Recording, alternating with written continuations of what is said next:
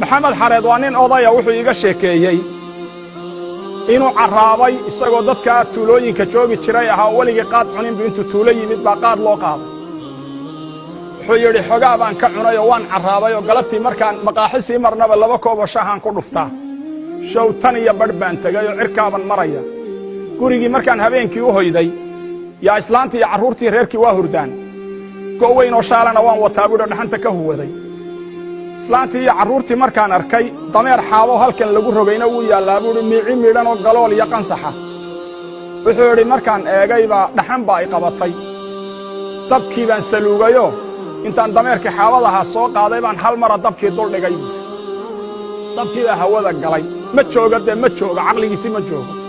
dabkii markuu hawada galay baa waxaan ku fikiray go'aygan shaalkaa intaan dhakada dabka ka saaraynan hoos ugu soo xajiyo kuwii shaalkaha markaan dul saaray uu jagagagagac yidhi uu dhexda ka booday dabkii yaani buu niyow maad xaji sidoo gacmahaan la galay buuhi